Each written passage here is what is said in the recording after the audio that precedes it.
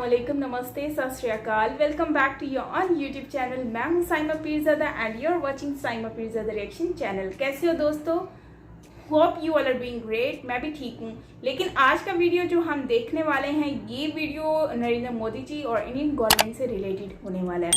Actually Indian government जो है वो श्रीलंका को पैसे दे रही है। इससे पहले भी इंडियन ने दिए थे, कुछ मंथ्स पहले की बात है कि वो क्राइसिस में था जब श्रीलंका, उस टाइम पर इंडिया ने उनको डूबती हुई नैया को जो है वो पार कराया था, तो उनको लोन दिया गया था।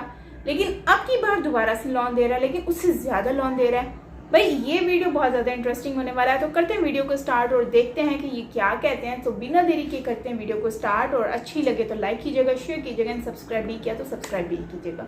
सो करते हैं वीडियो को स्टार्ट। So let's start. नमस्कार दोस्तों, स्वागत है आपका हिंदी नॉलेज शो में। तो दोस्तों, जब मैंने ये खबर पढ़ी तो मैं बिल्कुल भी खुश नहीं था, क्योंकि श्रीलंका की गवर्नमेंट पर मुझे जरा भी भरोसा नहीं है।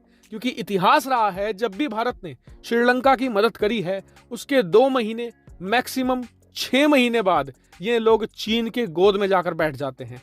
चाहे किसी भी पार्टी की सरकार हो श्रीलंका में, कोई भी प्रधानमंत्री हो, कोई भी राष्ट्रपति हो, इनकी पॉलिसी सेम रही है।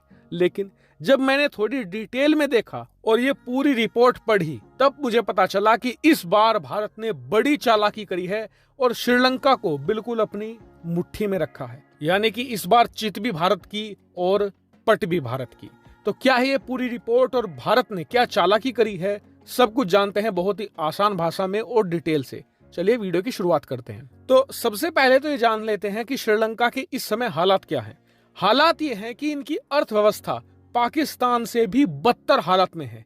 इनका जो रुपया है, श्रीलंका की जो करेंसी है, वो 100% डेप्रिशिएट हो चुकी है 1.5 महीने के अंदर। उदाहरण के लिए जो इनकी करेंसी है, वो 1 महीने पहले $1 के मुकाबले 140 श्रीलंकन रुपी थी। ठीक है, आज की तारीख में हालत ये है कि वो $1 के मुकाबले 240 और 245 रुपए तक चली गई है। और इसका असर क्या हुआ? असर ये हुआ कि लोगों की कमाई अगर पहले 10,000 रुपए महीना थी, वो आज भी 10,000 रुपए महीना है। लेकिन आज की तारीख में श्रीलंका के अंदर एक ब्रेड के पैकेट की कीमत अगर पहले 10 रुपए थी, अब वो 20-25 रुपए हो चुकी है। यानी कि कीमतें लगातार बढ़ रही हैं। और तेल की कीमतें तो 3 गुना तक जा चुकी हैं, क्योंकि एक तो अंतर्राष्ट्रीय मार्केट में रूस यूक्रेन युद्ध की वजह से तेल की कीमतें बढ़ गई हैं। इसके अलावा इनका रुपया भी डेप्रिशिएट हो गया है। ऐसे में लोगों पर ये अतिरिक्त बोझ पड़ रहा है। और श्रीलंका की जो विदेशी मुद्रा भंडार है, खजाना है, वो तो पहले ही खाली हो चुका है। ऐसे में तेल की बढ़ती कीमतों की वजह से ये तेल खरीद भी नहीं पा रहे हैं। ऐसे में श्रीलंका के अंदर एक बहुत बड़ा क्राइसिस आज की तारीख में खड़ा है। तो इसीलिए श्रीलंका पहले चीन के पास गया था मदद के लिए, क्योंकि चीन इनका बहुत ही क्लोजेस्ट फ्रेंड है। लेकिन चीन ने पहले ये कहा कि जो हमने आपको पिछले 10 सालों के अंदर ओवर द ईयर्स लगातार लोन दिए हैं, पहले उनकी किस्तें चुकाइए, तब जाकर नई मदद मिलेगी। लेकिन फिर ये आए भारत की शरण में। भारत ने इनकी बड़ी मदद करी। पहले इन्हें एक छोटा सा लोन दिया, लेकिन अब जब और ज्यादा मदद चाहिए तो इन्हें $1 अरब का और लोन दिया है, वो भी बिल्कुल ना के बराबर ब्याज दर पर। $1 अरब मतलब 7,700 करोड़ रुपए। इतनी बड़ी मदद दी है।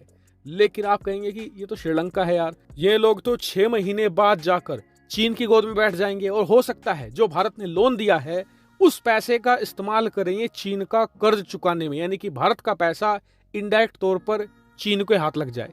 लेकिन ऐसा नहीं हुआ, क्योंकि भारत ने एक बड़ी चालाकी करी है। भारत ने कहा कि हम आपको $1 अरब का लोन तो दे रहे हैं, लेकिन इससे आपको जो भी चीजें करनी है, जो भी चीजें खरीदनी है, वो भारत से ही खरीद सकेंगे।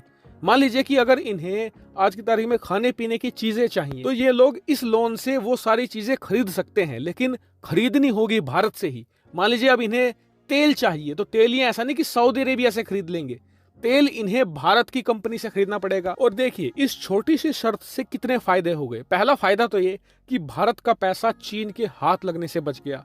दूसरा फायदा ये हो गया कि इस पैसे का इस्तेमाल सामान खरीदने में किया जाएगा, तेल खरीदने में किया जाएगा, और वो सब किससे लिया जाएगा? भारत से, जिससे कि भारत की कंपनियों को, भारत के व्यापारियों को भी फायदा होगा। तीसरी बड़ी चीज ये हो गई कि हमने श्रीलंका पर एहसान भी कर दिया कि हमने आपकी सबसे कठिन समय में मदद करी है। ऐसे में भविष्य में चीन श्रीलंका के अंदर सैन्य अड्डा नहीं बना पाएगा, उसका खतरा भी हमने कम कर दिया है। और अब पूरी संभावना है कि भारत की पकड़ श्रीलंका के ऊपर और अंदर बहुत मजबूत हो जाएगी। भारत अब तेजी से चीन के इन्फ्लुएंस को श्रीलंका में तोड़ देगा। हालांकि अंत में फिर कहना चाहूंगा कि ये श्रीलंका है, इस पर अभी भी भरोसा नहीं किया जा सकता। भारत सरकार को हर कदम फूक फूक कर रखना होगा, क्योंकि ये भी पाकिस्तान से कम नहीं है अगर आप इनका इतिहास देखेंगे तो। हालांकि आप इसके बारे में क्या सोचते हैं कमेंट करके बताइएगा। फिलहाल इस वीडियो में इतना ही। Thank you very much for watching. इनको लोन दे रहा है श्रीलंका को, लेकिन समस्या भाई ये है कि श्रीलंका जो है, मतलब कि अभी इस वीडियो में जो कहा जा रहा है ना, एक्चुअली ये कहा जा रहा है कि इन्होंने कहा है कि श्रीलंका जो है वो काबिले एतमाद नहीं है, मतलब भरोसे के लायक नहीं है। सो इंडिया इनको लोन दे रहा है, वो सही नहीं है। अब ये पब्लिक तो आप ही बता सकेंगे कमेंट सेक्शन में कि भाई क्यों सही नहीं है। लोन दे रहा है तो उसके बदले में इनको फायदा भी तो हो रहा है इंडिया को। जैसे कि अब देखो, इंडिया ने जो है वो उनको लोन दिया, अब उसकी जगह उनसे एक डिमांड रखी हुई है कि भाई आपने ऑयल बाय करना है तो इंडिया से करना है। भले इंडिया के पास ऑयल नहीं है, इंडिया दूसरी कंट्री से बाय करेगा, लेकिन इंडिया से ही आपको बाय करना पड़ेगा, ठीक है ना। उससे क्या होगा, इंडिया ने जिस पैसों पे इंडिया ने उनसे बाय किया है बाहर से, वो ऑयल जो है वो इंडिया श्रीलंका को देगा, लेकिन उस पर अपना बजट रख के देगा, तो इंडिया को फायदा हो गया ना। तो इंडिया व्यापार करे, मतलब इंडिया समझ सोच कर गवर्नमेंट ने जो है ना ये बहुत बड़ा फैसला किया। इससे किसको फायदा होने वाला है? इससे गवर्नमेंट को फायदा होने वाला है, जाहिर सी बात है।